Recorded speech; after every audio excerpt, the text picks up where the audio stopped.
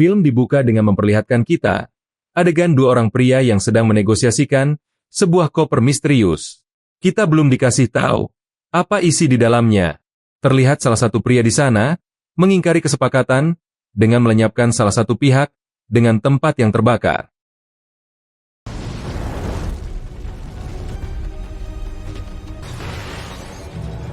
Terlihat polisi yang pada keesokan harinya datang untuk menyelidiki apa yang sebenarnya terjadi di balik kejadian tersebut. Detektif pun mengumpulkan barang bukti yang ada untuk segera melakukan penyidikan forensik.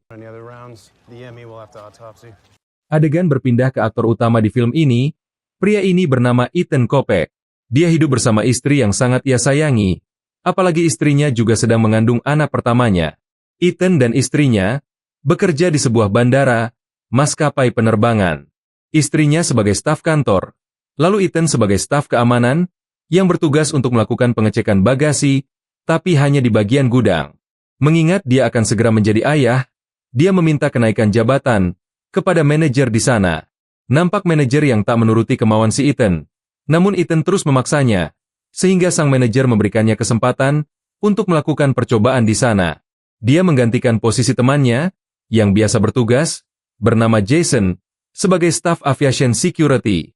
Jason juga tak keberatan posisinya digantikan, karena mengingat Ethan adalah sahabat baiknya. Hari itu dengan bangga, dia pun menuju meja kerja barunya. Tugasnya adalah duduk dan menggunakan sebuah mesin scanning X-ray guna memeriksa apa isi dari koper-koper para penumpang. Di sisi lain diperlihatkan sekelompok penjahat yang akan bersiap melancarkan aksinya. Komplotannya terbagi menjadi 3 bagian. Pria kacamata yang bertugas mengawasi dari beberapa layar yang digunakan untuk menyadap CCTV bandara. Lalu pria bertopi yang menyusup sebagai penumpang ke dalam bandara itu. Dan satu pria yang ditugaskan untuk melakukan penyandera keluarga target. Tujuan mereka adalah menyelundupkan paket gelap ke dalam pesawat dengan cara yang cukup cerdas. Saat akan memulai, pria di dalam mobil menemukan sebuah masalah. Ternyata keluarga yang mereka culik untuk dijadikan sandera bukanlah keluarga dari Jason dan hal itu terjadi karena posisinya yang telah digantikan oleh Ethan. Dengan kata lain, Ethan sangat nahas karena harusnya bukanlah dia yang menjadi target dari penjahat. Karena paket itu harus dikirim sekarang, komplotan itu pun langsung melacak biodata Ethan dan menuju rumahnya untuk mencari informasi lebih lanjut. Di rumahnya, mereka menemukan slip gaji milik istrinya dan juga menemukan alat uji kehamilan. Pria kacamata pun langsung mencari data diri dari Ethan dan istrinya lebih mendalam. Setelahnya di bandara, Ethan yang sedang bekerja mengecek barang, terlihat ada seorang wanita yang memanggilnya dan berkata bahwa ada sesuatu yang bukan miliknya. Ethan pun mengambilnya, dan setelah ia lihat, ternyata itu adalah sebuah earphone wireless. Ethan pun berkata akan meletakkan barang tersebut di tempat penyimpanan khusus barang hilang. Namun saat dia akan menyimpan barang itu, tiba-tiba berbunyi notifikasi di HP-nya. Setelah memakai earphone tersebut, dia sempat menduga bahwa itu si Jason yang sedang jahil, namun kenyataan berbeda. Dengan terpaksa, kini dia harus melayani komunikasi dengan si penjahat. Di sana pria kacamata langsung meminta untuk meloloskan sebuah koper yang nanti akan di-scan. Jika tidak, maka istri dan keluarga temannya akan menjadi taruhannya. Mengetahui ada yang tidak beres, Ethan pun dengan sembunyi-sembunyi melakukan panggilan telepon ke 911. Ethan pun disuruh meletakkan ponselnya di laci dan tak boleh mengambilnya lagi. Ketika Ethan kembali duduk, dia terlihat sangat panik karena dia mulai sadar bahwa keadaannya sangat berbahaya. Pria kacamata pun menyuruhnya untuk tenang, karena terlihat manajer yang sedang mengawasinya. Jika manajer sampai curiga, maka keselamatan istrinya akan jadi taruhannya. Sambil melakukan pekerjaannya, Ethan pun harus melayani pria si kacamata pria itu. Terus-menerus mengancam Ethan, jika melakukan hal-hal aneh, maka tak segan dia akan menembak istrinya, menggunakan seorang sniper dari gedung sebelah. Di sini Ethan yang sedikit penakut, tapi juga mempunyai kecerdasan. Dia mencoba cara kedua, dengan menggunakan jam tangannya, dia menggunakannya untuk mengirim sebuah pesan kepada istrinya, dengan harapan istrinya membaca dan melaporkan ke manajer, agar pihak keamanan bandara bisa membantunya secara diam-diam. Namun kembali lagi, pria kacamata cukup waspada dan bisa mencegahnya. Let's cancel the text. Reach down and cancel that text right now. Dengan melihat sekelilingnya, Ethan mencoba mencari di mana komplotan itu. Pasti ada seseorang di sekitar bandara. Namun Ethan tak kunjung menemukannya. Ethan yang masih mencari-cari ide untuk memberitahu sang manajer pun mencoba cara ketiga. Dia melihat sebuah tas milik seorang dosen yang berisi banyak-banyak buku. Dia berpura-pura mencurigai isi tas itu dan meminta paspor juga tiket dari si dosen. Saat mengecek tiketnya, dengan sembunyi-sembunyi, dia menuliskan sesuatu di tiket itu. Setelahnya, tiket itu diberikan ke petugas keamanan bernama Lionel sebagai petunjuk permintaan bantuan. Pak Lionel itu pun membacanya dan mengetahui maksud Ethan. Pak Lionel segera pergi, membawa tiketnya untuk melaporkannya. Namun saat ia mulai berjalan, ada seorang pria yang menyerangnya dengan cara yang sangat halus dan tak diketahui oleh siapapun. Hanya dengan sedikit bersentuhan, bisa membuatnya mati. Setelah petugas itu tergeletak, tiketnya pun diambil oleh seorang pria. Lantas Ethan pun beristirahat sejenak, karena syok akan meninggalnya Pak Lionel. Saat sedang duduk, ada seorang pria menghampirinya, dan kembali memperingatkan Ethan, bahwa satu kesalahan, maka ada satu nyawa yang hilang. Penjahat juga berkata, sebentar lagi akan ada seorang pria bertopi merah, yang akan membawa kopernya, untuk melewati mesin scanner. Kini Ethan pun, mengetahui ciri fisik, dari salah satu pelaku.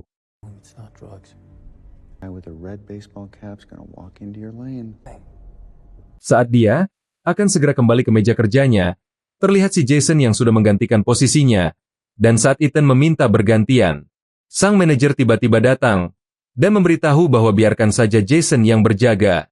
Menurut si manajer, Ethan masih terlihat sangat berantakan, menjalani kerjaan barunya. Melihat kejadian itu, pria kacamata di dalam mobil pun, tak mau tahu bagaimanapun caranya. Ethan harus bisa kembali, duduk di kursi kerjaannya. Kecuali jika Ethan ingin istrinya tertembak, akhirnya Ethan yang memiliki kecerdasan pun, memikirkan sebuah cara. Dan dia langsung menuju gudang, untuk mengambil alkohol. Kemudian dia mencampur alkohol itu, dengan sebuah kopi. Setelahnya, dengan berpura-pura HP-nya ketinggalan, Ethan ke tempat kerjanya, untuk menukar kopinya dengan kopi Jason. Setelah kopi ditukar, penjahat yang ada di bandara pun berperan, sebagai penumpang yang melaporkan ke manajer, bahwa ada stafnya yang bekerja sambil minum alkohol. Akhirnya Jason pun dikeluarkan hari itu juga, karena itu merupakan pelanggaran berat. Dan Ethan kembali ke mejanya. Jason yang mengetahui difitnah, sangat merasa kecewa dengan hal yang dilakukan oleh sahabat baiknya. Dan kini terlihat, para komplotan penjahat, yang mulai melancarkan aksinya, menyelundupkan koper itu. Terlihat pria bertopi merah, yang membawa kopernya, dan melakukan scanning. Saat Ethan melakukan scan koper itu, Ethan sangat ketakutan, karena terlihat isinya yang sangat aneh, berbentuk seperti cairan dalam tabung, layaknya sebuah peledak. Tapi setelah dicek, menggunakan sistem pengenalan, bahan peledak benda itu tak terdeteksi. Jadi Ethan bertanya-tanya, apakah isinya? Di sisi lain, terlihat agen FBI bernama Elena Cole, yang sedang melakukan penyelidikan, tentang apa kejahatan, di balik kebakaran, dan dua korban di awal film tadi. Agen Elena mendapati, ternyata korban adalah buronan, dengan kasus penyelundupan senjata. Saat dia sedang searching, sebuah nama di Google, untuk mencari petunjuk, agen Elena itu malah melihat, sebuah halaman yang menjelaskan, sebuah cairan kimia yang merupakan, senjata virus paling berbahaya, dan belum ada penawarnya. Dia pun, langsung menelepon Departemen Keamanan Negara. Agen Elena itu merasa, sedang ada sebuah senjata mematikan, yang berkeliling di negaranya. Tapi Elena tak mempunyai petunjuk apapun. Bahkan salah satu petinggi Departemen Keamanan bernama Agent Alcott, juga mengatakan bahwa, itu hanya imajinasi seorang polisi. Memang terlihat sedikit keanehan, dari petinggi Departemen Keamanan ini.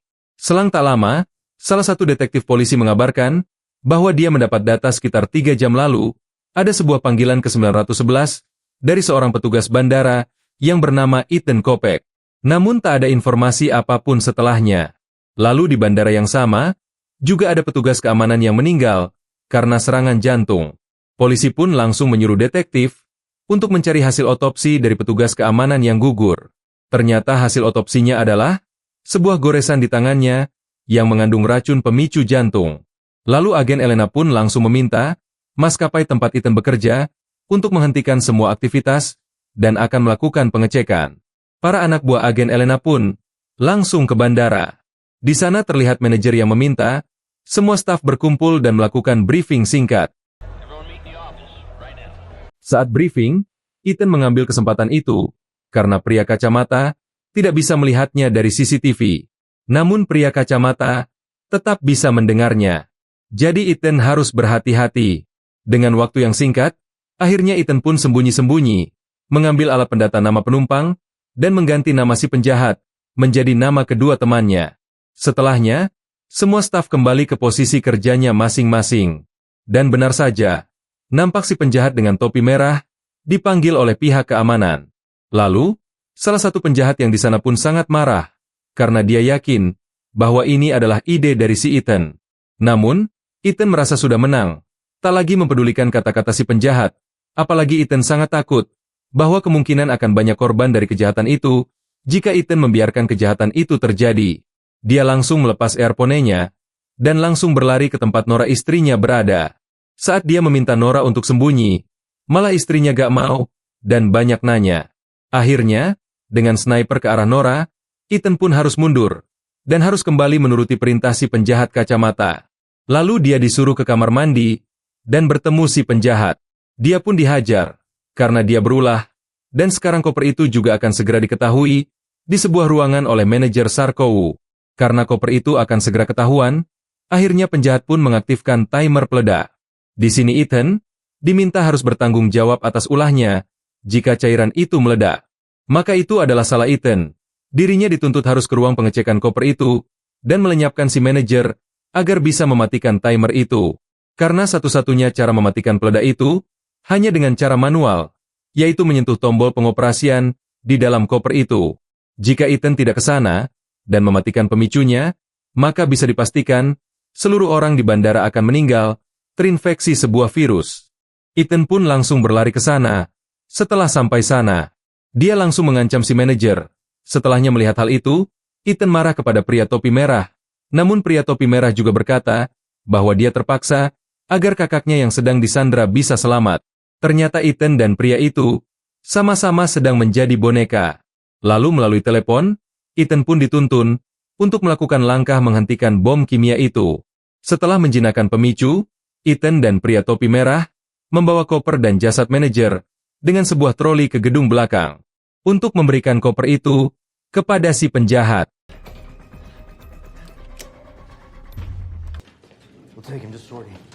Namun si topi merah malah mendapat perintah untuk melenyapkan Ethan. Saat ada kesempatan, karena peluru yang memantul dan mengenainya, pria itu pun tumbang. Mengetahui hal itu,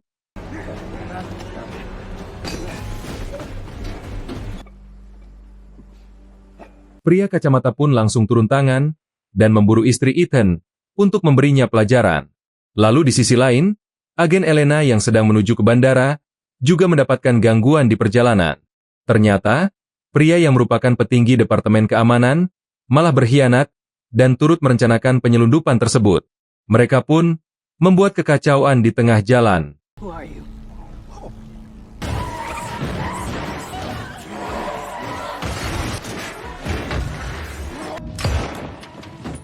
Setelah itu semua, akhirnya agen Elena selamat, segera pergi ke bandara.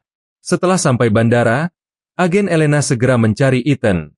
Namun Ethan tak terlihat dimanapun. Ternyata Ethan sedang berada di basement dan sedang melakukan pelarian bersama istrinya dari kejaran pria kacamata. Beruntungnya, ada kakak dari si pria topi merah yang ternyata berhasil lolos.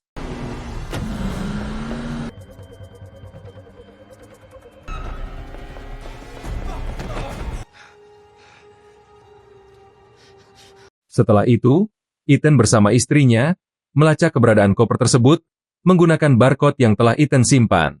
Ethan pun dibuat heran, yang ternyata koper itu sudah berada di dalam pesawat. Namun pesawatnya bukanlah pesawat yang bertujuan ke luar negeri, tapi pesawat itu masuk ke tujuan lokal yang akan segera berangkat ke Washington DC.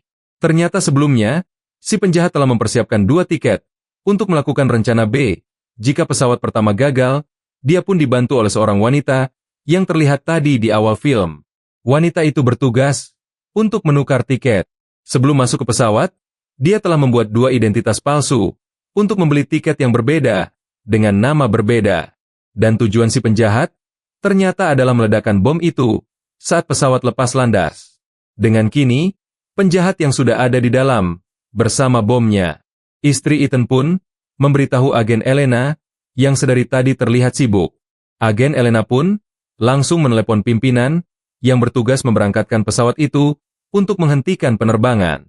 Namun Ethan baru menyadari dan teringat bom itu hanya bisa dihentikan secara manual dengan tombol di dalam kopernya. Jika pesawat itu dihentikan, pasti si penjahat akan curiga dan langsung mengaktifkan timer peledaknya. Kemungkinan, bom itu akan meledak di bawah dan semua orang di bandara mungkin akan terkena dampak. Akhirnya Ethan pun memiliki ide untuk menyusup saja ke pesawat itu dan mematikan bomnya secara diam-diam. Saat pesawat sudah ingin terbang, Nora mendatangi agen Elena untuk memberitahu rencana si Ethan. Mendengar ide itu, agen Elena nampak tidak percaya, padahal dia gak tahu apa-apa. Kemudian, Ethan pun menyusup ke pesawat, dan agen Elena akhirnya menurut dengan rencananya. Di dalam pesawat, Ethan langsung mencari kopernya, dan segera menjinakkan bom tersebut. Terlihat si penjahat yang membuka handphonenya, dan akan mengaktifkan timer peledakan, yang ternyata sudah gak bisa. Akhirnya penjahat pun ke belakang dan mengancam Ethan. Lantas dengan kecerdasannya, Ethan meletakkan koper itu di dalam ruangan beku yang berada di dalam pesawat yang sangat rapat dan kedap. Saat penjahat sudah yakin menang, Ethan pun langsung memukul si penjahat dan membuatnya terdorong ke dalam ruangan beku. Tanpa pikir panjang, Ethan langsung memecahkan zat kimia itu di dalam ruang beku tersebut. Dengan sekuat tenaga, Ethan menahan pintu ruangan agar si penjahat tidak keluar.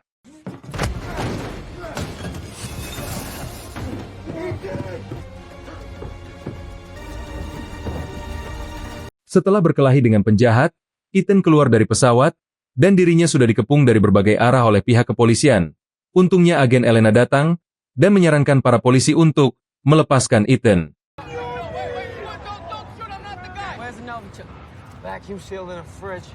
Akhirnya Ethan bertemu kembali dengan istrinya, dan dirinya dirawat oleh tim medis. Adegan berlanjut ke 1 tahun setelahnya, di mana Ethan dan keluarganya sedang ingin liburan ke Haiti. Ethan membawa anaknya untuk liburan, dan dirinya kini sudah menjadi bagian dari polisi, dan tidak lagi bekerja di bandara. Dan begitulah alur film dari Carry-On. Terima kasih telah menonton video ini. Sampai bertemu di video selanjutnya.